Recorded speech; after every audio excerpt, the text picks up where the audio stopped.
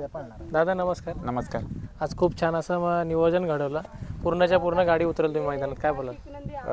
गाडी म्हणजे उतरली असं की पहिले सर्वप्रथम आयोजकांचे आभार मानेल की त्याही खूप सारा असं म्हणजे खूप सुंदर असं नियोजन केलं दुसऱ्या बैलाचं, की जेणेकरून मोठ्या बैलांच्यात दुसरा आदात पळालं तर त्यांचं पण कुठेतरी नाव होईल आणि ते पण त्यांच्या नावावर उपाला येतील आणि त्यांना पण कुठेतरी मोठे असे पैरे होतील आणि मोठ्या पैऱ्यांच्यात पळतील.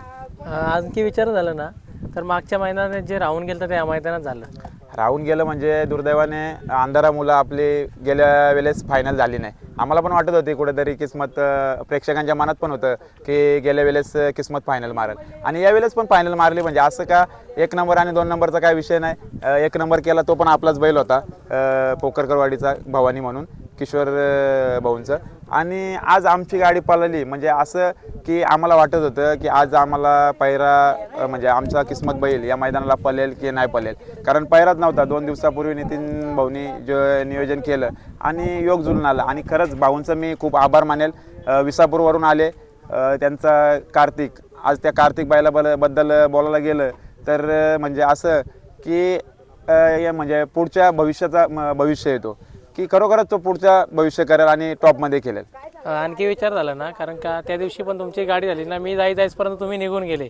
दहिवलीला चांगली गाडी झाली. हो, दहिवलीला गाडी सांगायचं म्हणजे की त्यावेळेचं आता असं विषय झालं की आपण गेल्याच्या नंतर पिंटू भाऊंचा आपल्याला पैरा होता, उंबारलीकरांचा वजीर, आणि तिथे गेल्याच्या नंतर आम्हाला पण वाटत होतं कुठं आदल्या वेळेस पण आम्हाला तो पैरा होता, पण त्यावेळेला गाडी जुळून आली नव्हती. तिथं गेल्याच्या नंतर भाऊ आम्हाला सांगलं, पिंटू भाऊ, की रोशन भाऊ की जा आज होल तर होल, काय पण होऊ दे, तू नाव ठेव. तर मी गेल्या मैदानात नाव ठेवलं आणि एक 10-15 मिनिटात शुभमदादा आले. शुभमदादा आल्याच्या नंतर त्याही आपलं नाव फिरवलं. तर मी बरं बोललो त्यांना की बरं शुभमदा, ठीक आहे, तुझी पण इच्छा होती गाडी खेळायची तर मैत्रीपूर्ण गाडी होऊन जाईल, आणि ती मैत्रीपूर्ण गाडी झाली आणि आमचा गुलाल झाला. आज पण गाडी छान पळाली. आज कड लागलेली कसं काय? नाही, आज आम्ही गटामध्ये पळालो, 4थ्या गटामध्ये होतो, 8व्या तासात होतो, तेव्हा पण खुल्ला निकाल झाला. आणि सेमीला पण आम्ही 8व्या याच्यामध्ये होतो, तेव्हा पण खुल्ला निकाल झाला. फायनलला 3ऱ्या याच्यामध्ये लागली आणि थोडा म्हणजे दुर्दैवाने की आपल्या कार्तिकला गाडी अंगावर नाही आली. मित्रांनो, मागच्या वेळेस दोन्ही वेळेला कडा लागलेल्या. हा, दोन्ही याला आणि आपला बैल म्हणजे तुम्हाला तर माहीतच आहे, आपला दोन्ही साईड पब्लिक पळतो, म्हणजे पब्लिकचाच बादशाह आहे.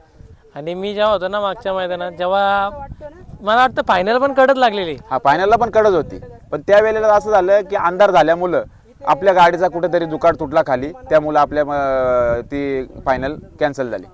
मागच्या वेळेस आपलं म्हणजे एवढा मोठा नियोजन बसवला, बैल उतराला कुठं जाणार म्हणजे लक्षात कसं एवढी नजर काय का बसलेली बैलावरती? ह्या बैलावरती नजर म्हणजे मी ज्या वेळेला इथं पुरंदावड्याला गेलो होतो, तिथं 2 लाखाचं मैदान होतं, त्यावेळेलाच आम्ही वजीर कुमट्यामध्ये वजीर बैल आहे, त्या वजीरला घेऊन पळालो. त्यावेळेला यांनी येडा रायना आणि कार्तिक होता, याही गटाला हरण्याची आणि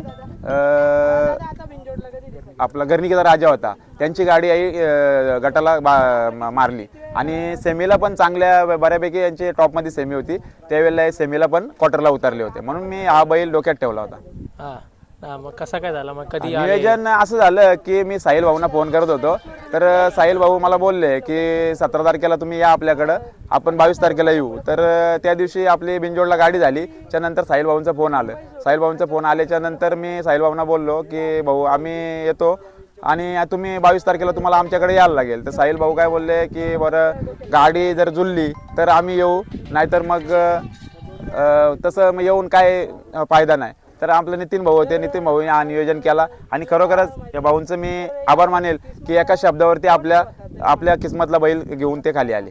तुम्ही वरती गेलते का, जसं तुम्ही बोलला होता ते? हा, वरती आम्ही गेलो होतो, इथं पुरंदावडीचा मैदान होता, त्यावेळेस आम्ही वरती गेलो होतो. त्यावेळेला आपल्याला वजीर होता कुमट्याचा किस्मतला, त्यावेळेला वजीर सोबत पळालो होतो, त्यावेळेला हा बैल आपल्या डोक्यात होता.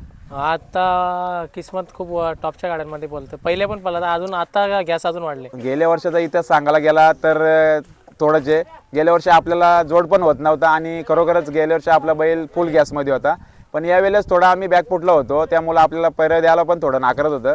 पण आता खरोखरच आपल्या बैलाने आता दाखवून दिलं की किस्मत काय आणि किस्मत काय करून दाखवू शकतो. किस्मत सैराट कधी पळताना दिसेल? किस्मत सैराट आता एक 10-15 दिवसात 100% गाडी पळेल. आता हे देखील मला की आपण थोडीशी दादा तुमची माहिती द्या. नमस्कार, तुमची ओळख द्या. समीर जाधव, विसापूर.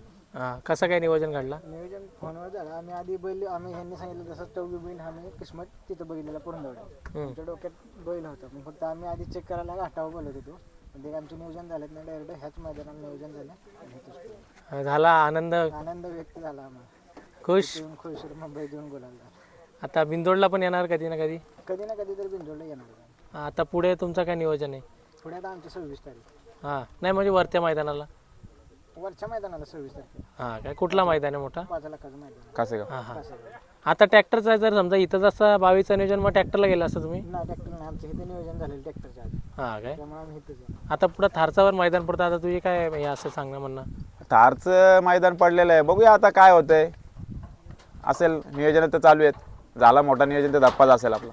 आता दोन्ही मैदानाला धप्पाच केला, पण तिसऱ्या मैदानाला पण धप्पाच असेल. एखादा नवीन अपडेट वगैरे काय देशील का? नाही नवीन अपडेट काय बायला आता काय आता नाही, आता जे येईल ते समोरच मैदानामध्ये. नक्कीच माझ्याकडनं शुभेच्छा असतील आणि धन्यवाद तुम्ही थांबले मुलाखतसाठी. धन्यवाद.